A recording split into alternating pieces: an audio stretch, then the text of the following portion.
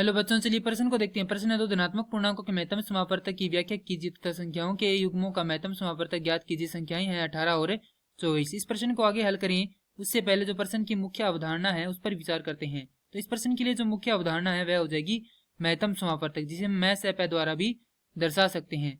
तो वह बड़ी से बड़ी संख्या जो दी गई संख्याओं को समान रूप से विभाजित करे महत्तम समापवर्तक कहलाती है। अब जो संख्याएं दी गई इनका महत्तम समापवर्तक हम यूक्लिड विभाजन प्रक्रिया द्वारा निकालेंगे। तो यूक्लिड विभाजन, तो इस प्रक्रिया के तहत हमारे पास a व b दो धनात्मक पूर्णांक लें तो उनके लिए q व r दो धनात्मक पूर्णांक हमेशा विद्यमान रहते हैं, जहां पर a क्या होता है, भाज्य होता है, b भाजक होता है, q भागफल होता है और r क्या होता है, शेषफल होता है। तो यहाँ पर हमारे पास संख्या है 18 और 24। तो इनमें देखें तो हमारे पास क्या है, जो 24 है वह क्या है, बड़ी संख्या है। तो सबसे पहला जो चरण लेंगे उसमें जो भाज्य आएगा वह होगा 24 है और जो भाजक है वह होगा 18। 18 का जब हम 24 में भाग लगाते हैं तो हमारे पास भागफल आता है 1 और शेषफल आता है 6।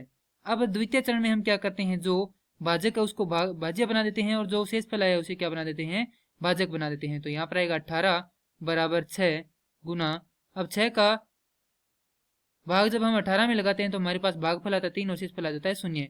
और इस प्रक्रिया को हम तब तक ही दोहराते हैं जब तक हमारे पास क्या ना आ जाए, शेषफल 0 ना आ जाए। तो हमारे पास जो द्वितीय चरण है उसमें क्या आ गया, शेषफल 0 आ गया है।